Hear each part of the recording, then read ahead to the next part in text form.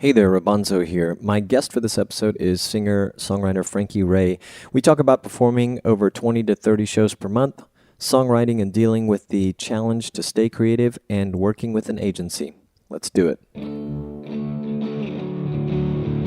This is the Unstarving Musicians Podcast. I'm your host, Rabanzo.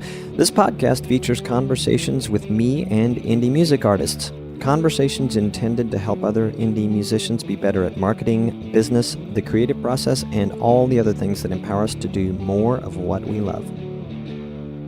Make music. I want to say thanks to everyone who supports this podcast. The whole thing is intended to help independent musicians. Help them through a curation of expertise of other musicians and industry professionals. If you're loving the podcast, if you support the cause, visit unstarvingmusician.com/crowd sponsor to learn about the various ways that you can offer your support. And by the way, if you're a listener of the podcast, I consider you a supporter, especially if you share it with a friend. Again, that's unstarvingmusician.com/crowd sponsor to learn how you can get involved as a supporter. Have you heard of Bandzoogle? They power websites for musicians around the world, including Grammy winners. Their easy-to-use system will get you online fast. They have tons of mobile-friendly templates to help you customize your design and site content. It's built for musicians by musicians. Bandzoogle makes it easy to sell merch, grow your email list, integrate your socials, and they offer support from a musician-friendly team 7 days a week. Plans are affordable. Go to bandzoogle.com to start your 30-day free trial. Use the promo code Rabanzo to get 15% off your first year. Again, that's bandzoogle.com, promo code Rabanzo, R-O-B-O-N-Z-O. Frankie Raye and I were connected by Bruce Wozniak. Man, that's a tough name to say. Bruce was recently featured on the podcast in episode number 124, if my memory serves me correct. You can find it on unstarvingmusician.com/podcast, of course. Frankie is based out of the Tampa Bay area of Florida. Just this year, she released her second album, Brave, and we get a glimpse in this conversation of juggling 20-plus shows per month and all the other stuff that comes with it. She's getting a lot of attention, opportunity, and accolades. Sounds really, really good. She sounds really, really good. Here is me and Frankie Raye. Frankie, thank you so much for spending time with me today. Yeah, absolutely. I'm looking forward to it. Thanks. Congratulations, by the way, on your Best of the Bay recognitions for Best Singer, Songwriter, Vocalist, Pop Act in the original category, Local Band in the original category, and Cover Band. That's pretty impressive. Yeah. I was pretty shocked that I was able to get that many categories. Is that something that you've participated in the past? Best of the Bay? Yeah. I've been nominated for the past few years, so that's always cool. Yeah, I bet that's fun. Does it involve any sort of performance around the whole, I want to say award, is that right? Recognition? Are there any performances that are done around it? Not really. It's through the Creative Loafing magazine that comes out pretty much every week in the Tampa Bay area. It's just kind of like a local magazine, and each year they host or they have the Best of the Bay Awards, and people vote. And then there is an awards ceremony, but it's by invite only if you win. And then I think, so I haven't actually been to the ceremony. Well, it should be fun. I assume you're going to get to go. Yeah, for sure. Yeah, I'm looking forward to it. Well, also congratulations on the release of Brave. Can you share with both me and the listeners when that actually officially released?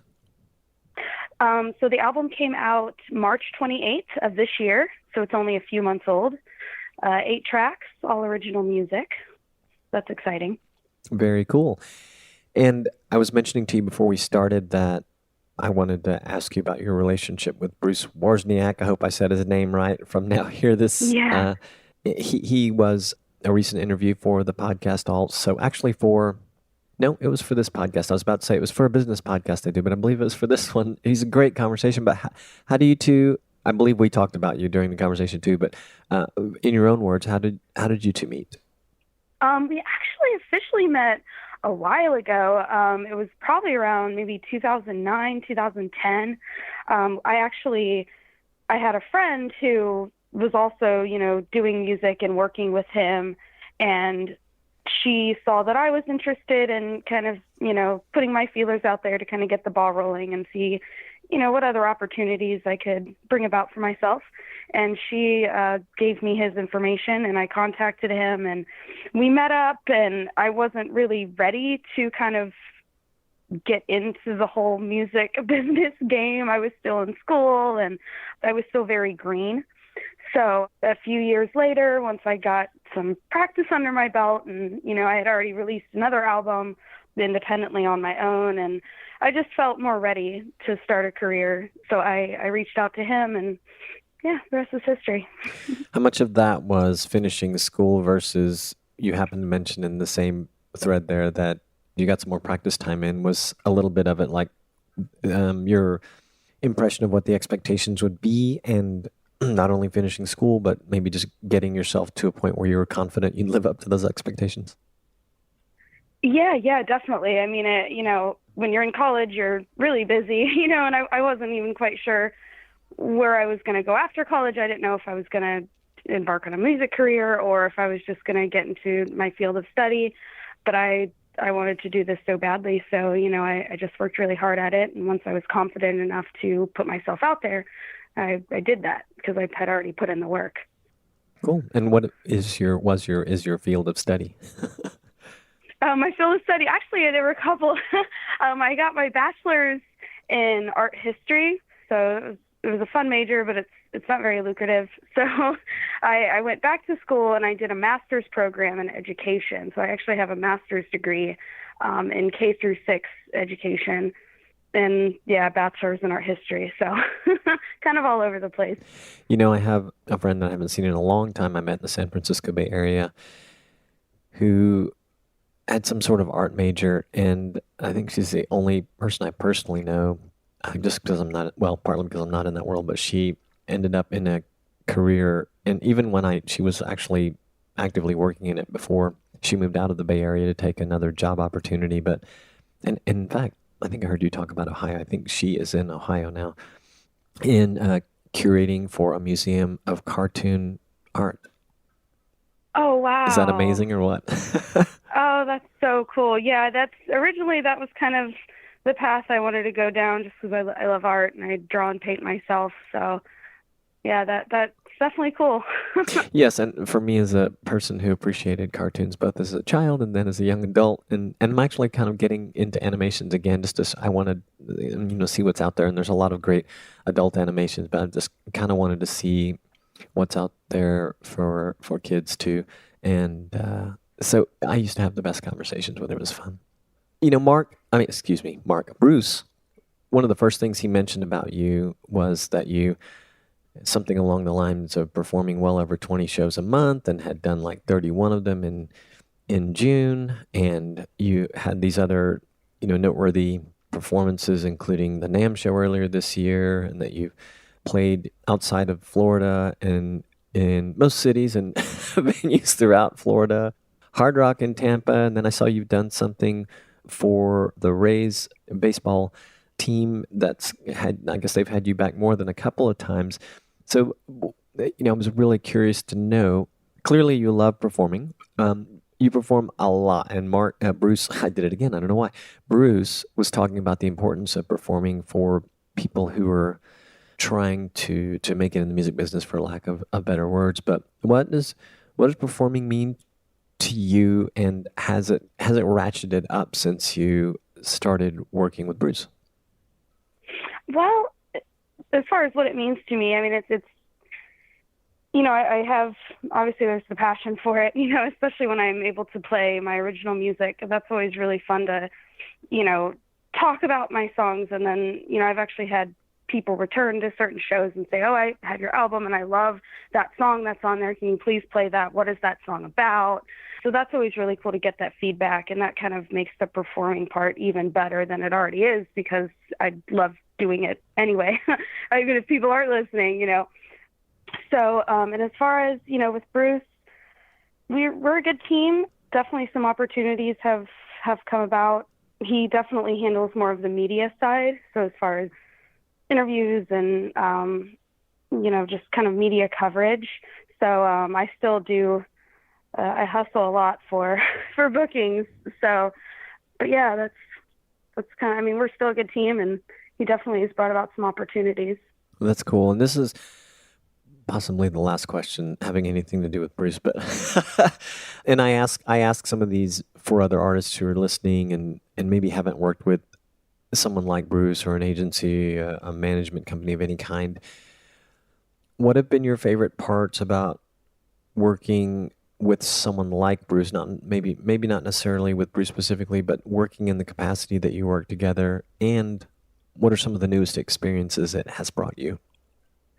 Well, he definitely has a really great way of bringing things to my attention that I don't really notice, just as far as even the little, particular things that, you don't really think about because I'm already focused on so many other things. I don't always have time to spell check my website or, just things like, I'll write a double word and he's like, hey, on your website, on your bio, you might want to fix that a little bit, because it's kind of sloppy or whatever. And I'll be like, oh, I didn't even notice that. And also it's really good to have someone in your corner that's trustworthy, and someone that's great with advice. I mean, I've contacted him for even little things, like, hey, Bruce, I'm at a gig and there's someone who's trying to ask me if he can sing a song. I should just say no, right? And I'll respond with absolutely, you should say no, because so it's, there's so many questions in this business and you're always learning. So it's really good to have someone who's honest and who's in your corner and who's going to be there to vouch for you and give you advice and talk to other companies. Like I've had some cool opportunities with some companies through the NAMM show that people that he knew. So I've able to, kind of network with some like cable companies and guitar string companies and stuff like that. So that's always fun. Yeah, that's nice. And by the way, what do you tell someone who comes up and says, "Hey, can I sing a song?" I say no. I mean, unless I know the person. I mean, the cool thing about the Tampa Bay area is that we are a really close community of musicians. It's really cool to go to someone's show, and there's a lot of times, I will go to see a friend play, and they'll say, "Hey, Frank, you want to come up and play a song?" So if I know the person and if I've heard them play before, it's not a big deal because to me, it's especially if that person's already played at the same place that I've played, that could be a lot of fun. But as far as a stranger, and I'd say no. I usually I kind of make something up. I kind of lie. I say, oh, well, I'm actually covering this gig for somebody else and it's through an agency, so I'm not allowed to let anyone play, So I'll say stuff like that because if I don't know you, it's like, early in my career, I was very timid and I was shy and I would say, oh, okay, I guess maybe one song. And then they would get carried away and play 5 songs. And before you know it, people are tipping them and thinking that it's their show. And it's like, well, hey, this is my job. I'm getting paid to do this. I'm not going to let someone else do the job because it's just not how it goes. I mean, I've had one guy who I said no to and I was like, well, the manager isn't really cool with that. So, I'm sorry, it's all up to the manager and I know he's not cool with that. And the guy actually went over my head and then asked that manager, and that manager was so busy, it was during a rush during dinner time and he didn't even care. He was just like, yeah, whatever. I'm busy. And then the guy comes up and tells me like, oh, the manager said it's okay. So I'm like, I don't care. It's my guitar. Yeah, I would put it off on Bruce. He's probably not often there, and if he is, he'll definitely speak up. But he's, hey man, my agent or my rep doesn't know. I can't. I'll get in trouble. Yeah, absolutely. Because it's your job. You have to protect that.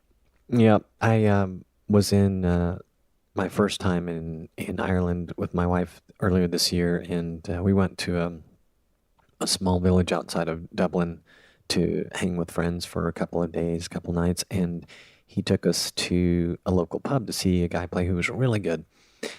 And I didn't even realize what it was happening, but I saw an awkward moment for him. There was some ladies were, having a good time dancing up at front of the stage, and I think one of them kept kind of hitting his mic stand, and it's, what happens when that's going on. And he said he was really quick to say something to her on the mic. He was very professional, but he just was like, I'm kind of here working. How would you like it if? And it was over. I was like, well, that was pretty impressive. But he was also very stern with her. Yeah. I've had to do that too, and especially me. I look very young, and I'm a woman, and sometimes people will get aggressive, or they are kind of taken aback when I do become stern with them. Like, oh, well, who are you? But you have to do that. Yeah, of course. So let's talk about that thing you did and maybe continue to do for the Tampa Bay Rays. I have a few friends and guests who've done things kind of like this, but it sounds like they really liked you. What was, well, first of all, what exactly was it that you did for them, and what was it like? First of all, it was great. It was an awesome experience. I basically was able to just play for about an hour and a half before the game started. The first few times I played there with my band, I have other musicians I play with that, they want it to be more lively. They'll back me up. And basically we played right at the entrance as people were walking in. It was an hour and a half. And then we stopped basically right before the national anthem. And then the past few times I played there, I did a solo up in, it's called the draft room. It's kind of like the VIP area, like the balcony seats. And I did the same thing. I played about an hour and a half before the game started as people were kind of filing in and taking their seats. And it was a really cool experience. First of all, you get to see a free baseball game. I love that. And second of all, it's, the people that I met, you see so many people that, I might not see at restaurants or, at any other places that I play. So that's always cool. And then there's usually news coverage, and that's always fun because you get to kind of feel like you're behind the scenes and a part of something important. Yeah. It sounds like fun. You've heard of the Fillmore Room? I'm sorry, the Fillmore in San Francisco? I have not. No. Oh, wait. Maybe. So if you not enough to know about it. Yeah, it's easy to find on search, but it's a pretty iconic venue for decades, and I had the pleasure of performing with an original artist there but in kind of like what you were describing, but in I guess like a pub or bar that is part of this iconic facility, and I like to just joke with people and tell them that I played the Fillmore and opened for Meghan Trainor, and then another time for Los Lonely Boys, because those two artists were actually playing the main stage. Oh, wow, stage there. That's cool. It was a lot of fun. It's just one of those things. Yeah, I love both of those acts. Yeah, it's just one of those things that, like, I imagine doing something at an iconic, sports complex like where the Tampa Bay Rays play must have been really, really fun for you. So anyway, I kind of laugh and joke about my own experience, but you've also been doing a lot of radio and podcast interviews, I understand, for the release of your latest album, Brave. Is that something you did much of before Brave? And even so, since I assume you've been doing a little bit more of them lately, have you seen anything in terms of what it's doing for your, I guess, awareness for you and your brand and your music?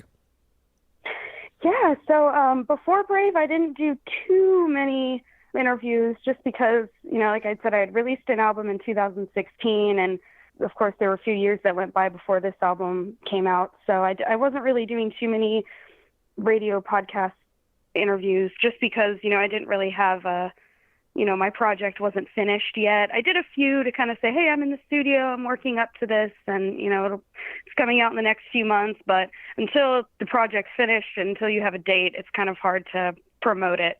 So I didn't really do too many interviews before the release of this album. But I've gotten some really cool feedback. I feel like every time I do, whether it's a radio interview or a podcast, that I always either get a message from someone saying like, hey, I heard your song on so-and-so and I really like it. And they're usually from out of state. There's one that I did it was based out of Cleveland. It was a college radio station. And I guess they had some kind of contest going on. They do it every episode. And they asked me like, hey, well, the winner of the contest, will you send them a copy of your CD as a prize? We do this every show. We try to pick a guest and send them something. And I said, absolutely. And that person lived in Illinois. So that person liked all my social media stuff and said, hey, I'm, listening to your album in Illinois. I definitely love it. So, I'm sharing it with all my friends. And so that was really cool. It's cool to get that exposure across the U.S. Yeah, very nice. Have you had any standout experiences that come to mind as far as the interviews that you've done, be it radio or podcast? I really enjoyed my interview with Simon Tam on Music Business Hacks. Oh yeah, he's a great guy. Yeah, he's great. I'm a huge fan. I love his music and what he's about, and he's does everything. He's like such an entrepreneur, and that podcast was particularly special because we weren't really so much talking about like the art side of my music. We were more just talking business because this podcast is Music Business Hacks. So it was cool to actually talk about, I guess, I don't know, some would say maybe the dry side of it, the actual business nitty gritty side of it. So that was cool to explain to him my booking processes and just how I run my business. Yeah, I bet. Simon is a recent guest featured on my podcast as you and I are recording this. Yeah, he's a super nice guy, and you're right. It seems like he's done so much, and it's funny. My one of my brothers helps me out lately with some of the post-production stuff for the podcast, and when he saw Simon, that I interviewed Simon Tam, I didn't know who Simon was before. I just found him, online, and found his podcast, and we started talking online, and my brother knew who he was because of the court case over the name of his band and some of the news that was surrounded it. So that's kind of funny. Yeah, I was following all that too. it was something else. So I read that you released your first official album, and I think you mentioned it in passing in 2016, had worldwide distribution. And I'm sorry, no, you actually did something prior to that. But I guess let's talk about what you did in 2016 versus Brave. And it sounds like you're also working on something new. And I just kind of wanted to know for you personally what you are learning along the way, and what kind of differences you're noting, be they in the way you're approaching the creative part or something about the business that's changing, or anything that might be helpful to other artists to hear about. Okay, well, my first album, Thing or Two About a Dream, was released in 2016, and I did that album. It's available on CD Baby and Spotify and all that stuff as well. But that was kind of like, that definitely was it was my first time actually working with other musicians in a studio. It was kind of a studio. It was, someone's house, but it definitely was done on a budget. And it was pretty much my first experience hearing my songs on a record with a full band and everything. So that was definitely, I feel like I was just kind of bouncing along with everyone else, like, oh, okay, you want me to play my guitar now? Okay. Oh, I have to follow a metronome? Okay. Like, I just didn't quite know what I was doing. And the songs, definitely, you can hear in this new album how my songwriting has evolved, I think. I'm definitely more dynamic, more variety of topics and things like that. So that album, it was definitely a fun experience, but it was also just kind of quick and a little bit confusing because it's like, okay, I guess this is my first album, like I didn't know about the details of the mixing process and the mastering process and all of that. So with this new album, I was actually working in a studio with a professional who had done this basically his whole life. That was fun, and seeing it done correctly, I guess. I don't want to knock the first album, but none of us really quite were experts on what we were doing. So with the second album, I feel like I was in good hands, and even the person who mastered it has been making records basically his whole life too. So he just knew about the process and how it should go. So it was definitely, you can hear a difference too. You can hear the difference when you are doing it step by step the right way, instead of just going into a room and saying, okay, well, I guess let's just lay down all these tracks, so you could definitely hear a difference. So I've learned, just how much more time it takes to make a good record. It was interesting seeing all of the stuff that goes into just one song, everything from, and I didn't even know quite what was happening either, because I'm watching the computer screen and I'm watching, the engineer do all this stuff. And I'm just like, well, is it going to sound natural? And he's like, oh yeah, absolutely. It's just crazy the amount of detail that goes into making a good record. Sure. And did I have it correct that you are actually already working on follow-up to Brave? I'm in the songwriting process of it for sure. And I'm kind of starting to put my feelers out there to see maybe who I might want to collaborate with. Maybe I might want to bring in some new people who I haven't worked with yet. So that's always exciting. I really loved the first engineer and producer, so I'd like to work with him again, but he's actually touring around with John Anderson from Yes, so that's pretty cool. So he's been pretty busy, so I might have to collaborate with some other people, but I mean, that's part of the fun, each album, it's like a new chapter, a new experience. Yeah, there was a time where I'd watch artists who do that type of thing, or you see as a fan or listener of a particular artist that the roster somehow has changed. You're like, wow, I wonder why they're not working with so-and-so. And then later in life, you realize, well, life changes the directions of various people's.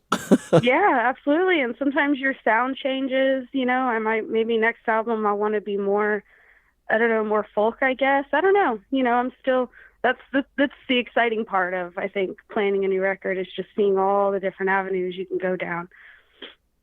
You are listening to my conversation with Frankie Raye, and this is a track from her latest album called Brave. The track is called Taking My Chances.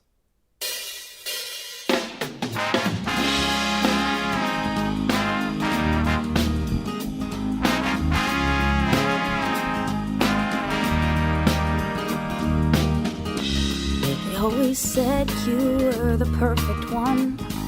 They ask me how you doing, have I seen how far you've come?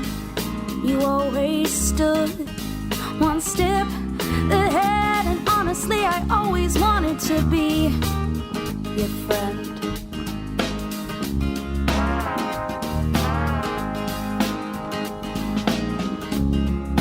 Taking back my pride, and I'm killing the insecurities you've inspired me to make. See, maybe you're not that perfect at all. Maybe I'm just starting to take control. I can shine as bright as you, 'cause I got dreams to follow too. And it's about time to get out of my own way. And it's about time to face what makes me run away. See, I've heard you loud and clear, and I'm taking my chances, 'cause they're not yours to take.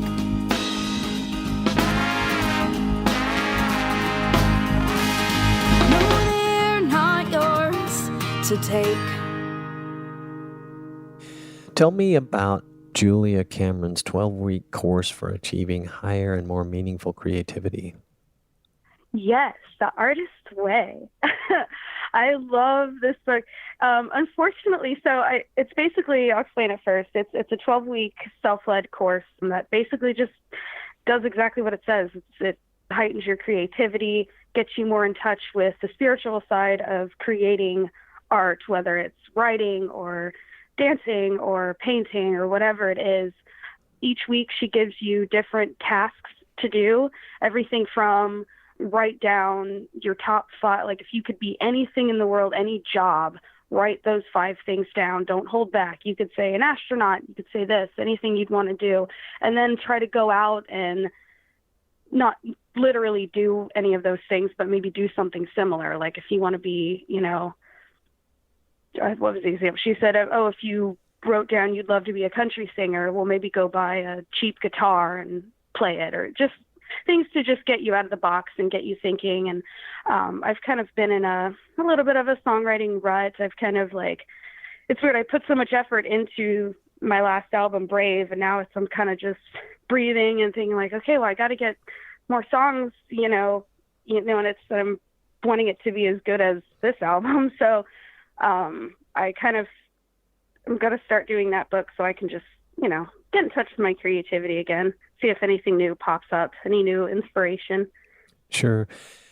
I happen to notice, and I'm glad you brought the latter part up, I couldn't remember if it was because I saw you'd posted something about the artist way and this course, but I had seen also you just kind of felt like your the inspiration wasn't quite what it had been whenever, so you were kind of working through that and looking for, I guess, a new muse or new muses. Have you typically, as a songwriter, worked off of when, I guess, the inspiration strikes in your writing, or have you always been, or at some point been, or become someone who is like, all right, I've got writing appointments with myself weekly and it's this much time, and yeah, I'm going to screw around for 2 hours, but in the last hour, I'm going to put out something that might be something later?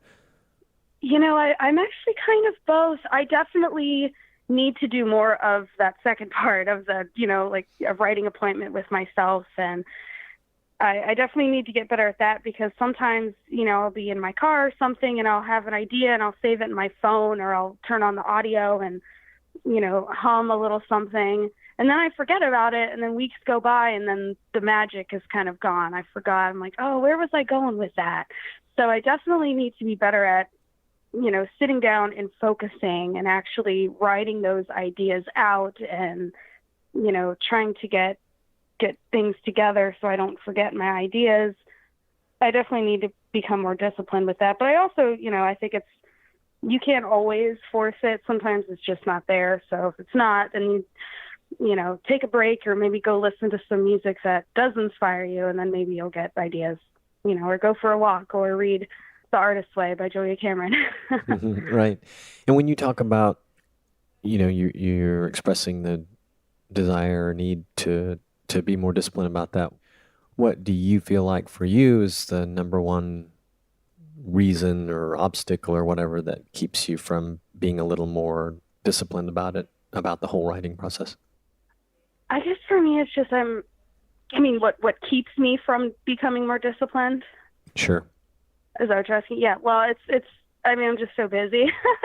It really is. If I have a time where I get home, sometimes I'd rather just listen to music as opposed to write it, So it's definitely, that's what keeps me, I think, from doing it. It's not that I don't want to be more disciplined with it. It's just sometimes life kind of gets in the way. But, what will inspire me to become more disciplined with songwriting is, I have some friends, or I know some people that write, all the time, and I'm always seeing them whenever they go live on Facebook or whatever. They say, here's a new song I wrote. Here's a new song I wrote. I'm like, geez, you have so many new songs. Like, I need to have a ton of new songs, especially for the people that, already have my album. There are a few places I play where they really love original music, but they've heard all of them. So they're like, do you have anything else? So it's like, and even artists that I love, I get there's, one artist, she's local in the Tampa area, but she recently had an Instagram post of her in the studio, and she was recording a new song she wrote. And I got so excited, because I've loved everything that she's released. And I'm just like, yeah, she's making new music. I can't wait. So, I'd hope that there are a few people out there that feel that way about me. So that's what would inspire me to continue writing more. Sure.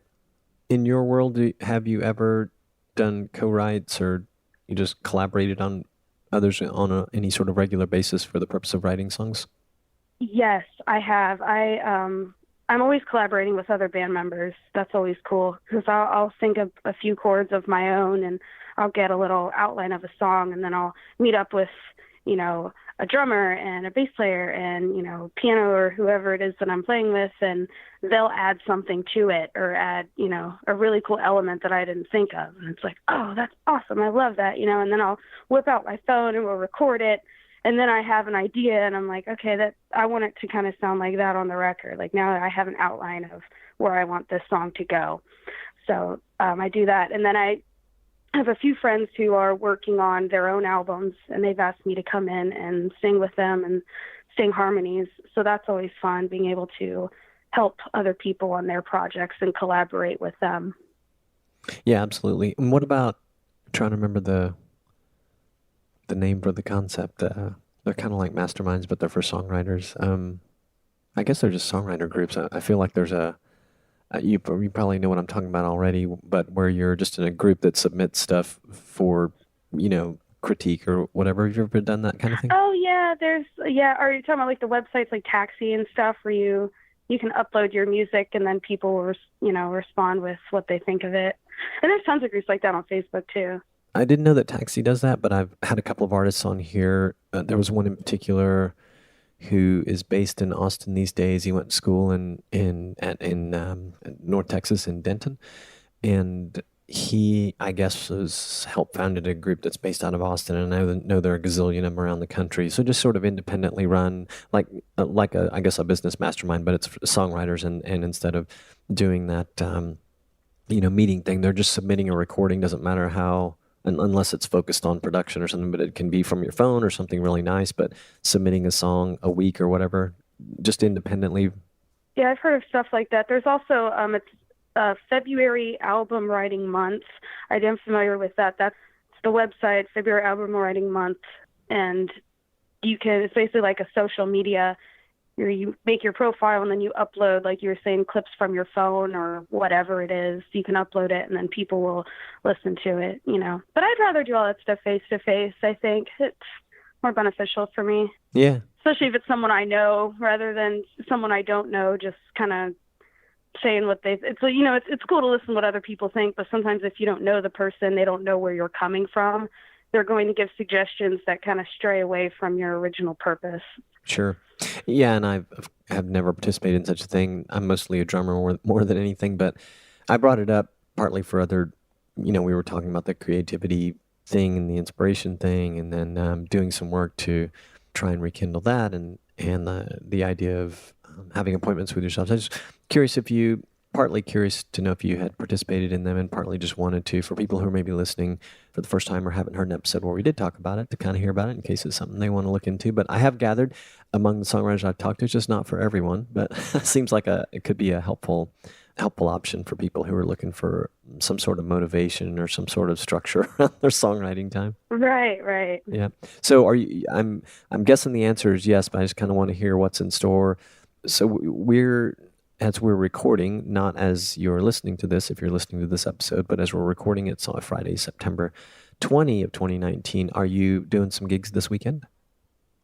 I am, yeah. Tonight I will be in Tarpon Springs, which is a little bit that's kind of northwest of the Tampa area. It's in Pinellas County. So there, let's see, tomorrow I'm in downtown Tampa, so that'll be fun.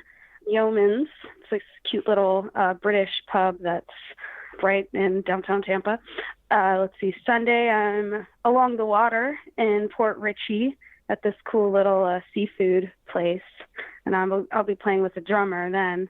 So that's the weekend forecast, and then of course I play a lot of shows during the week too. Yeah, it looks like you're constantly gigging, but that's cool. It sounds like I'm guessing you do most of your performing solo, and then on a weekly basis, maybe a little less frequent, you're playing with anywhere from 1 to 3 or 4 other musicians in some sort of configuration. Yes. I have a lot of solo shows, but those are usually, for restaurants that just kind of want background music, and then sometimes on the weekends I'll play with either a drummer or a bass player or a lead guitarist or all three.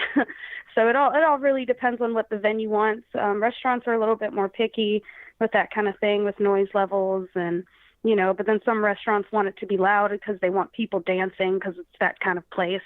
So that's when I bring out the band. And then of course for special events, I always try to bring at least 1 or 2 other people just to kind of make it look like a more polished, well, I guess it's still polished when you're doing it solo, but you just try to do it up, make it, as big as you can. Yeah, sure. Do you do house concerts as well? I have not, but I would love to. Yeah, I've actually recently been kind of putting my feelers out there to see how I can make that happen, but I would absolutely love to do that. Yeah, and I love talking about it on the podcast. If you are interested, remind me when we're done, and I'll point you to a couple of places if maybe you haven't been to, just to see what others are sharing or doing to get themselves into the various house concert communities. So I'm sure you would be incredible based on what I've heard. Yeah. Well, I mean, the fact that you're doing everything from solo shows to full band things speaks to your being designed for house shows, as well as playing a maybe fairly large venue for a large audience with a band. So yeah, for sure. Okay, so to find out everything that you are doing, that Frankie is doing, it's frankieraye.com, and it's Frankie with an IE at the end, and Raye has an E at the end, so it's FrankieRaye. So if you're driving, you can just look in the show notes and find frankieraye.com. And I was going to say, because I don't know if they are on the website, but all your socials appear to be there under that great photo that you have, I guess, which was done in part for the release of Brave on the homepage. So you can find all of our socials there. Here's some of our music, buy our music. And Frankie, I really enjoy what you're doing. I wish you all the success. I know we'll be talking at least off and on a little bit, because this episode's going to be coming out in the fairly near future. And I really appreciate you spending time with me today. Yeah, thank you. Thanks for having me. It was a lot of fun. Of course. And break a leg this weekend. Thanks. Hey, thanks again for listening. If you are loving the podcast, please visit unstarvingmusician.com/crowd sponsor to learn about the various ways that you can offer your support. And again, if you're a listener, I consider you a supporter, especially if you shared it with a friend. Thank you. Have you heard of Bandzoogle? Yep, they're powering websites for musicians all over the world. Their easy system will get you online fast. They have tons of mobile-friendly templates to help you custom design your site and content. It's built for musicians by musicians. They make it easy to sell merch, grow your email list, integrate your socials, and they offer support from a musician-friendly team 7 days a week. Plans are affordable. Go to bandzoogle.com to start a free trial, and be sure to use the promo code ROBONZO to get 15% off your first year. That's bandzoogle.com, promo code ROBONZO, ROBONZO. Look for show notes and links to most everything mentioned in this episode at unstarvingmusician.com/podcast. Thanks so much for listening. With a whole lot of gratitude, peace, love, and more cowbell.